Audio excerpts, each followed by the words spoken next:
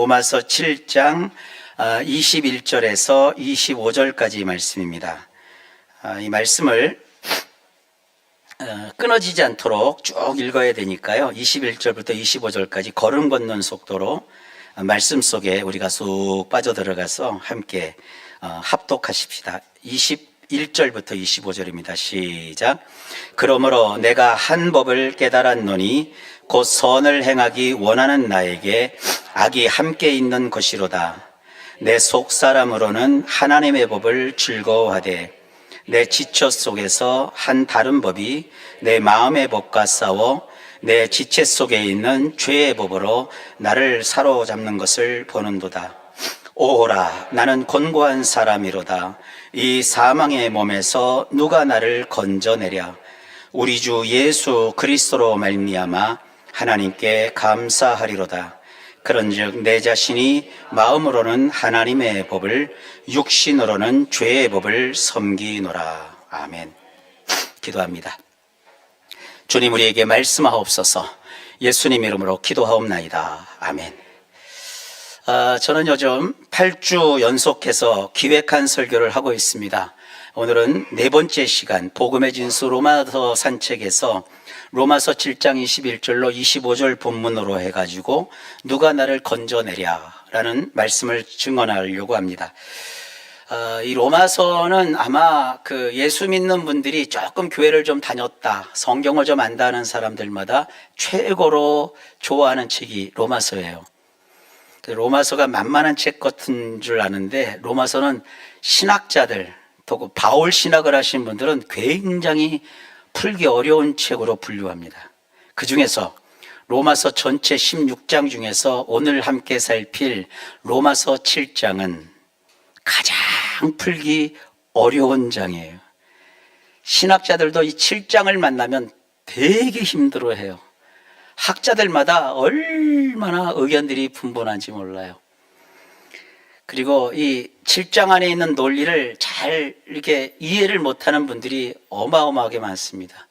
그래서 이 목사님들은 로마서 7장 중에서도 잘 아는 거 몇 개만 이렇게 딱 하고 말지, 전체 흐름을 잘 이렇게 풀어서 이렇게 성도님들에게 설교하는 걸 제가 이렇게 보지를 못했어요. 그만큼 이 설교 중에서도 보통 설교 그러면 듣기 편하고 또 전하기 쉽고 이해하기 좋고 재밌고 삶에 적용하기 좋은 거, 이제 그런 걸 여러분들 주로 생각하는데, 오늘 이 설교는 설교의 그 등급을 매기면 이게 최상급으로 난이도가 어려운 설교예요. 그 어려운 설교를 내가 왜 하려고 하느냐, 로마서 7장이기 때문에 하는 거예요. 그래서 오늘은 저에게서 어떤 유머 한마디도 들으실 수도 없고, 제가 여러분들을 설득하고 납득시키려고 중간중간에 설명도 못하고 그냥 준비한 원고를 쭉 읽을 테니까.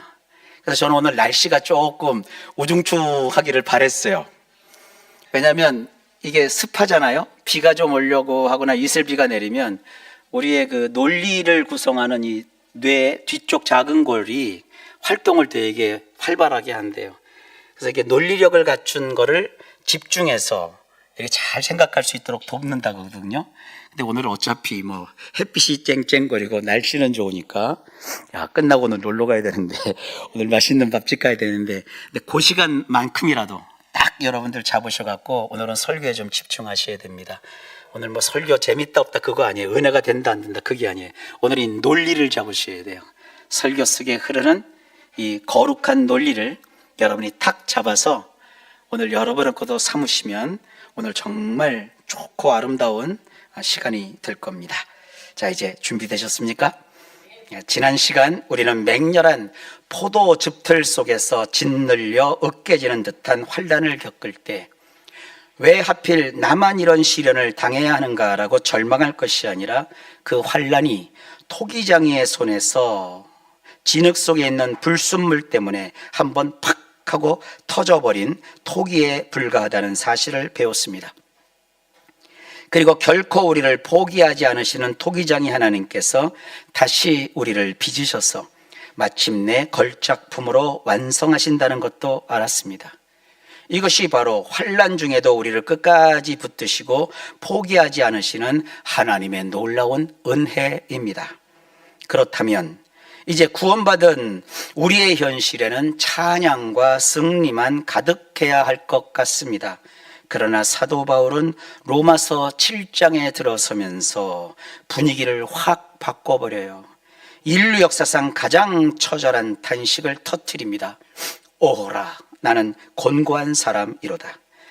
우리말로 점잖게 번역되어서 그렇지 이 외침은 사실상 나는 처절하게 망했다. 나는 진짜 끔찍하게 비참하고 저주받은 인간이다 라는 처절한 절규입니다. 완벽한 구원과 해방을 선포하던 바울이 왜 갑자기 이토록 깊은 절망의 늪으로 곤두박질 치는 것일까요? 이 역설적인 탄식의 진짜 의미를 파헤치기 위해서 우리는 먼저 바울이 7장 서두에 깔아놓은 기가 막힌 법리적 논리 하나를 살펴봐야 합니다. 바울은 당시 로마 사회에 누구나 알고 있던 법의 원리, 즉 남편과 아내의 법을 예로 듭니다. 당시 로마 사회에서 결혼은 단순한 감정의 결합이 아니라 법적 책임과 구속력을 지닌 제도였습니다.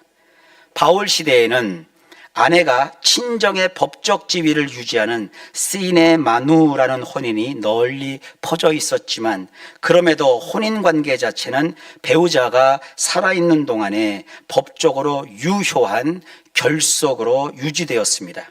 그래서 바울은 1절에서 선언합니다. 법은 사람이 살 동안만 그를 주관한다. 배우자가 살아있는 한 그 관계는 법 아래 계속 묶여 있으며 그 결속은 개인의 감정만으로 쉽게 끊어낼 수 없다. 그러나 그토록 견고한 법적 관계를 단숨에 끝내는 결정적인 사건이 하나 있는데 그것이 바로 죽음입니다. 이것은 오늘날 법체계에서도 어느 정도 유사하게 찾아볼 수 있습니다. 예를 들어 형사재판에서는 피고인이 사망하면 공소권이 소멸하여 재판 절차가 종결됩니다. 바울은 이처럼 죽음이 기존의 법적 관계를 끝내는 원리를 사용하여서 사람이 살아있는 동안만 법이 그를 주관한다는 사실을 설명합니다. 자, 바울은 죽음으로 혼인의 법적 관계가 종료된다는 이 분명한 원리를 로마 사람 그리스도인들에게 상기시킨 다음에 곧바로 그 원리를 신앙적 차원으로 확장합니다. 그렇다면 이 원리를 그리스도와 우리의 관계에 적용해 보자. 이제 바울의 관심은 단순한 결혼제도 자체에 있지 않습니다. 그는 죽음이 이전의 법적 속박을 끝내는 결정적인 효력을 지닌다는 사실을 통해 우리가 율법의 지배에서 벗어나 그리스도께 속하게 되는 놀라운 복음의 신비를 드러냅니다. 바울은 먼저 5절을 통해 우리가 첫 남편인 율법 아래 살던 시절을 뼈아프게 회상합니다. 그때나 지금이나 인간은 죄의 본성, 즉 죄의 성을 지닌 존재입니다. 죄성을 가진 인간에게 어떤 일이 벌어질 건가? 율법 자체는 거룩하고 완전한 기준입니다. 그래서 얼핏 생각하면 그런 거룩한 율법 아래 살아가면 타락한 인간의 죄성이 변화되어 거룩한 삶에 이를 것으로 보입니다. 그러나 현실은 정반대입니다. 율법은 우리를 근본적으로 새롭게 변화시키지 못하고 오히려 우리 안에 숨어있던 죄성을 자극하여 더욱 꿈틀거리게 만듭니다. 예를 들어 길을 걷다가 어떤 벽을 지나간다고 해봅시다. 원래는 그 벽에 아무 관심도 없었어요.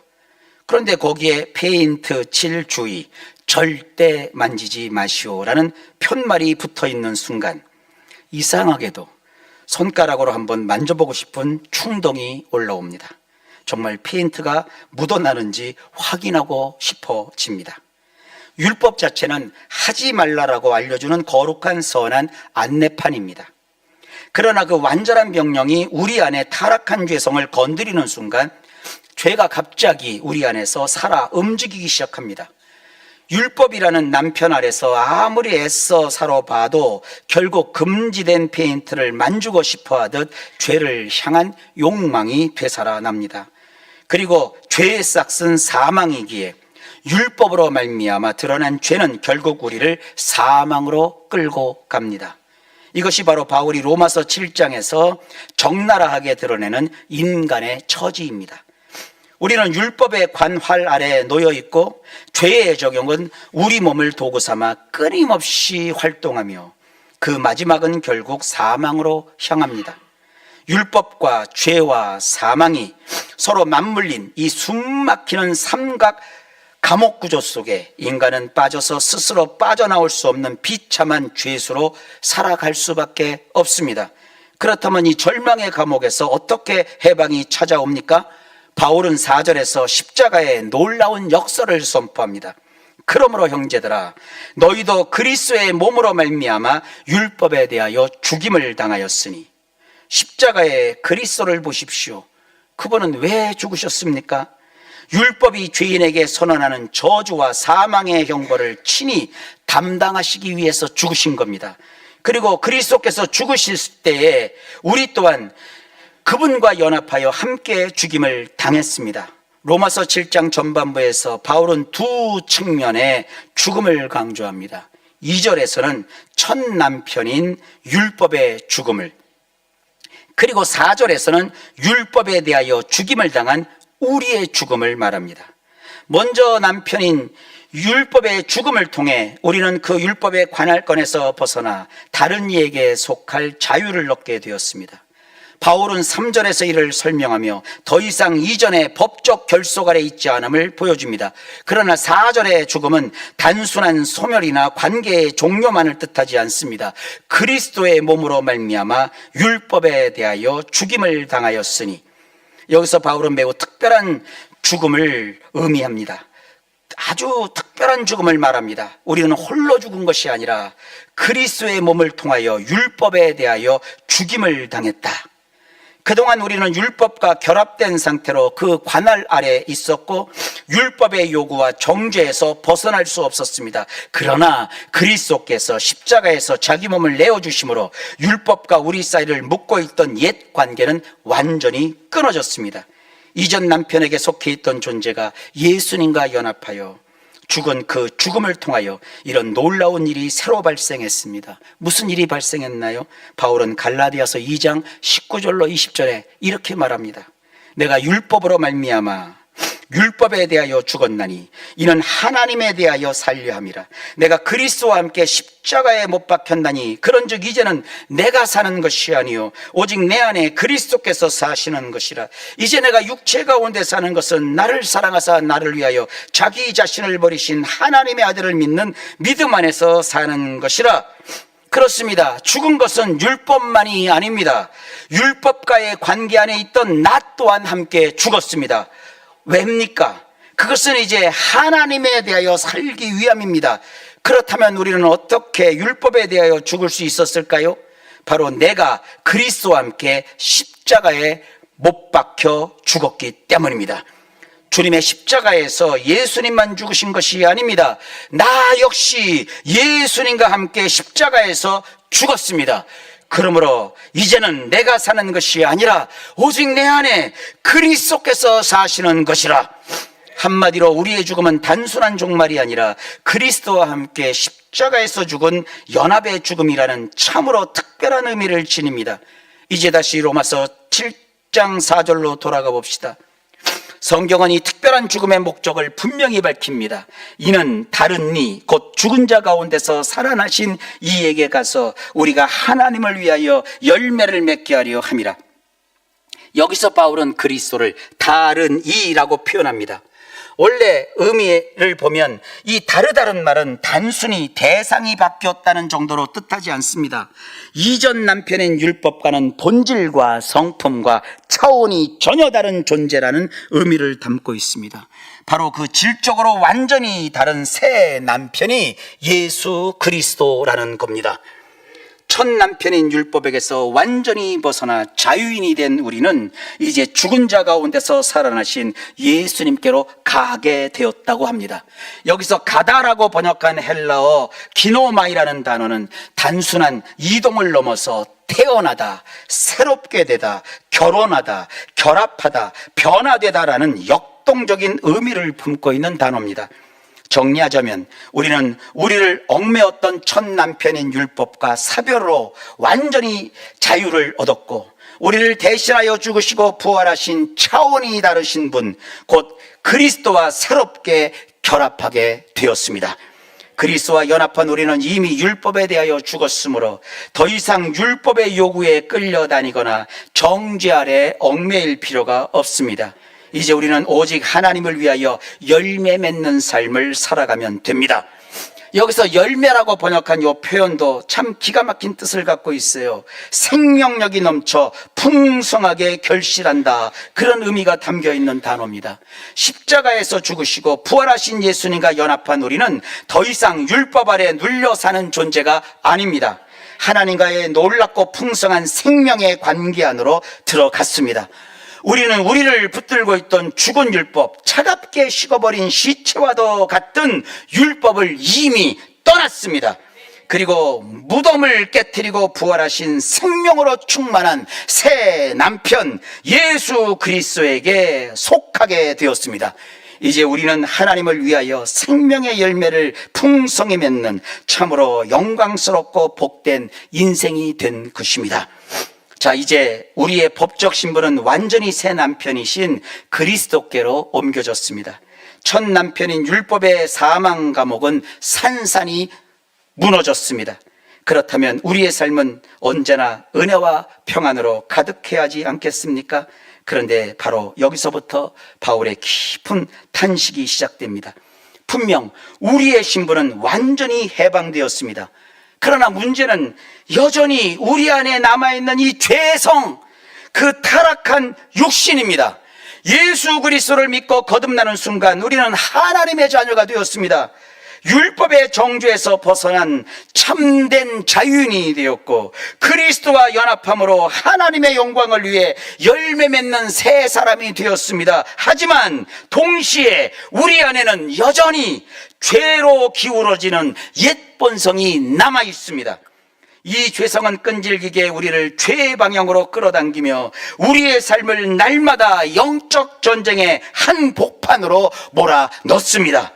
비록 그리스도 안에서 새로운 신분을 얻었음에도 불구하고 여전히 우리는 내면에 치열한 싸움을 경험합니다.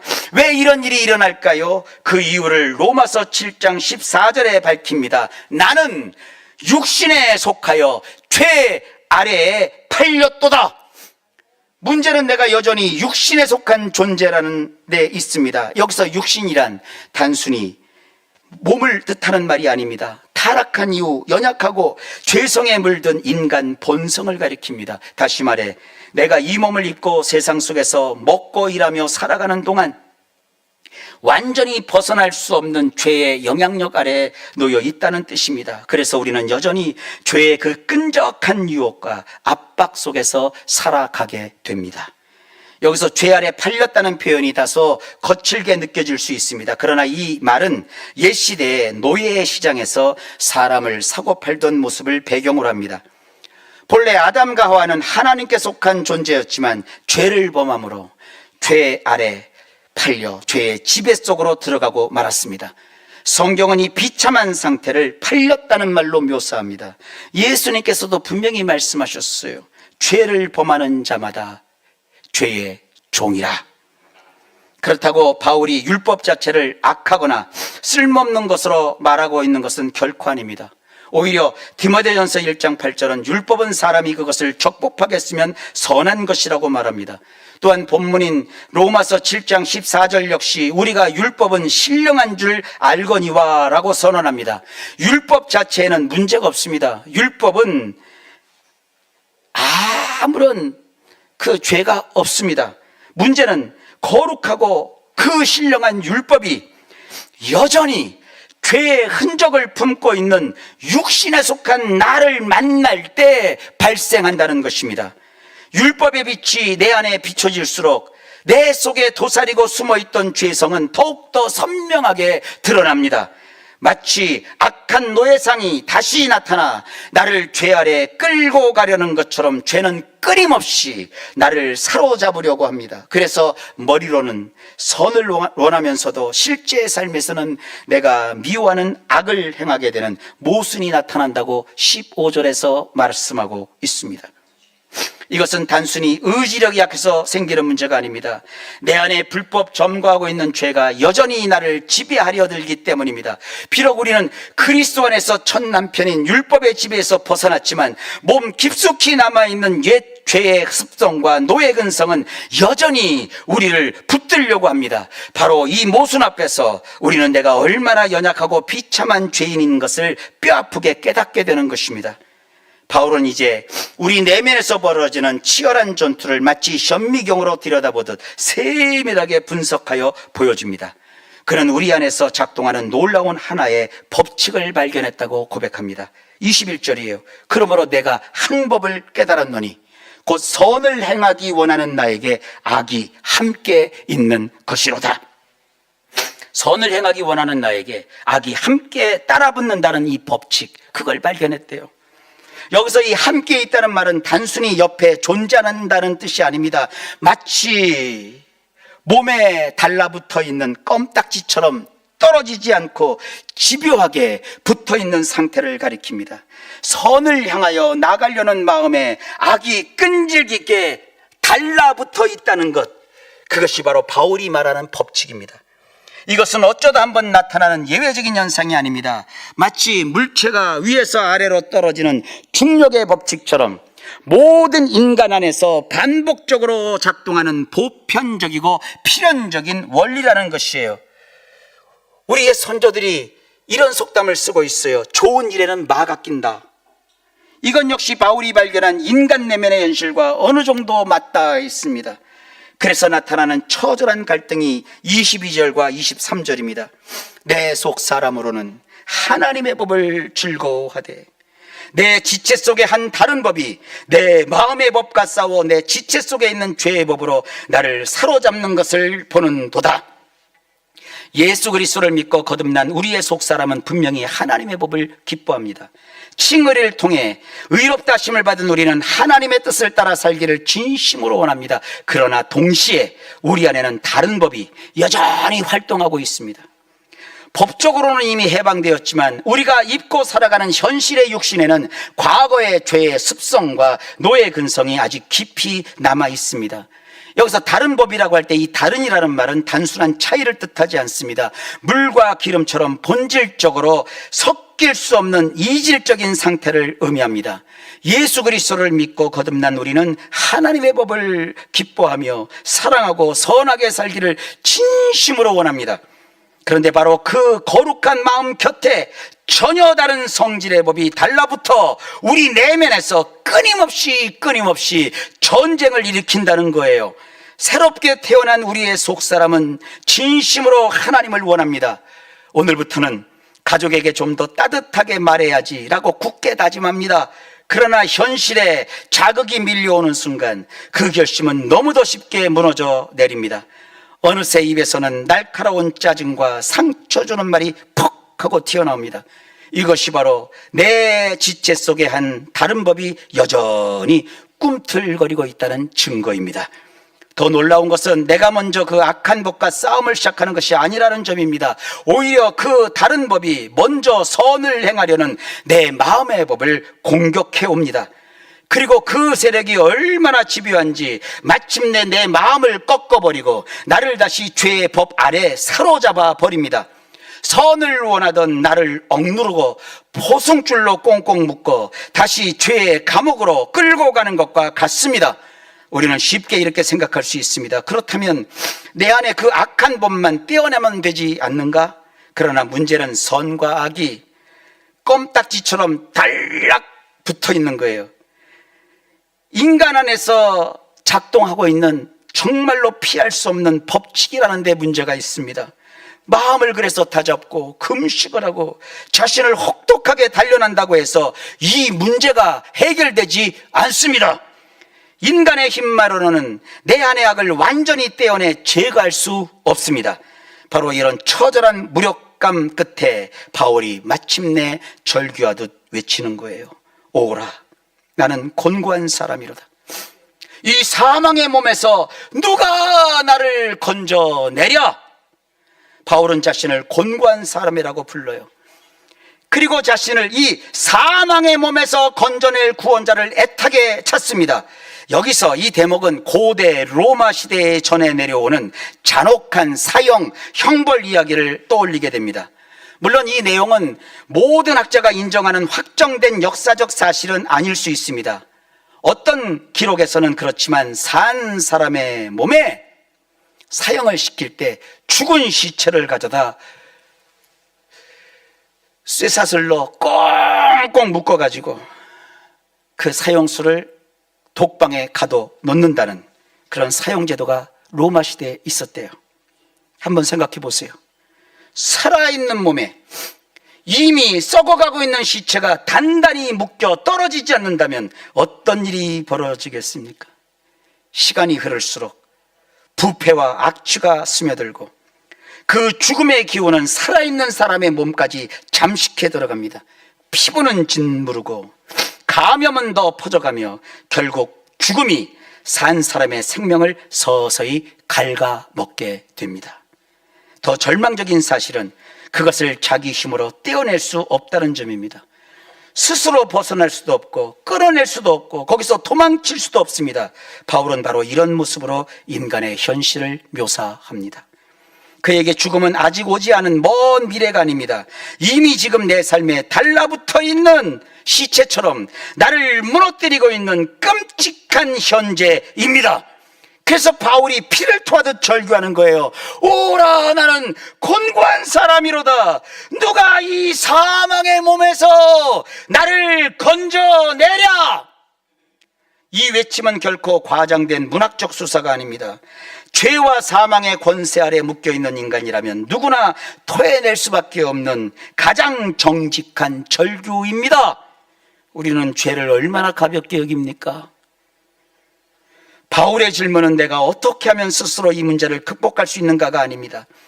그는 이미 자신의 의지와 도덕적 결단이 철저히 무너졌음을 깨달았습니다. 그래서 이 외침은 자기 자신을 향한 동료가 아니라 오직 절대자를 향한 가장 처절한 구조 요청인 것입니다. 그러나 사랑하는 성도 여러분, 그 사망의 몸에 대해서 언급하자 우리는 많은 절망을 느끼지만 바로 그 절망의 비명이 그 메아리같이 끝나기도 전에 바울은 곧바로 찬양으로 방향을 돌립니다. 그것이 7장 25절입니다. 우리 주 예수 그리스도로 말미암아 하나님께 감사하리로다. 해답은 그러므로 결코 내 안에 있지 않습니다. 해답은 밖에서 오십니다. 내가 속사람과 죄의 법 사이에서 찢기듯 신음하고 있을 때 옛 남편의 권세를 십자가로 끊어내신 부활의 주님 예수 그리스도께서 찾아오셨습니다. 그리고 내 몸에 달라붙어 나를 썩게 하던 사망의 몸, 사망의 시체, 그 사슬을 끌어내셨습니다. 물론 우리가 이 땅을 살아가는 동안 마음으로는 하나님의 법을 따르기를 원하면서도 육신으로는 죄의 법과 싸워야 하는 긴장은 계속될 것입니다. 내면의 전쟁은 오늘도 반복됩니다. 그러나 우리는 더 이상 절망 속에 갇혀 있지 않습니다. 왜냐하면 이어지는 로마서 8장 1절과 2절에서 이렇게 선포하기 때문입니다. 그러므로 이제 그리스도 예수 안에 있는 자에게는 결코 정죄함이 없나니 이는 그리스도 예수 안에 있는 생명의 성령의 법이 죄와 사망의 법에서 너를 해방하였음이라. 사랑하는 성도 여러분, 오늘도 육신의 연약감 때문에 넘어지고 계십니까? 속사람은 하나님의 뜻을 원하지만 결국 또다시 악을 행하는 자신을 보며 괴로워하고 계십니까? 그렇다면 오히려 그것은 여러분 속에 하나님의 생명이 살아있다는 증거입니다. 죽은 시체는 갈등하지 않습니다. 죽은 영혼은 죄와 싸우지 않습니다. 지옥 갈 자는 죄를 무서워하지 않습니다. 그러므로 여러분 치열하게 괴로워하셔야 합니다. 결코 다시 그렇지만 옛사망의 감옥으로 스스로 걸어 들어가지는 마십시오. 여러분은 이미 부활하신 그리스도께 속한 사람입니다. 생명의 열매를 맺도록 부르심을 받은 존재입니다. 여러분의 탄식이 가장 깊어지는 바로 그 자리에 몸에 달라붙은 사망의 사슬을 끊어내시는 그리스도의 손을 붙잡으십시오. 누가 나를 건져내려 하라는 절망의 비명은 마침내 로마서 8장에서 그리스도께서 이미 너를 건져내셨다, 이 승리의 찬양으로 뒤바뀌게 될 것입니다. 기도합니다. 예수를 믿는다고 하면서도 끊임없이 죄로 인하여 갈등하고 고민하고 힘들어하는 우리를 위해서 아버지, 이렇게 로마서에 자세하게 주님이 적어 놓으신 것, 오늘 우리가 살펴볼 수 있도록 해주셔서 감사합니다. 내가 예수를 믿는다는 것, 내가 하나님을 안다는 것이 얼마나 놀라운 일인지 오늘 말씀을 통해 조금이라도 알게 하신 하나님을 찬양합니다. 우리 성도님들, 죄와 사망에서 나를 건져내시고 하나님이 기뻐하시는 거룩한 열매를 맺으며 살도록 하신다는 이 사실을 깨닫고 기뻐하고 감사하면서 하루하루를 보낼 수 있도록 주여 인도해 주옵소서. 예수님 이름으로 간절히 기도하옵나이다. 아멘.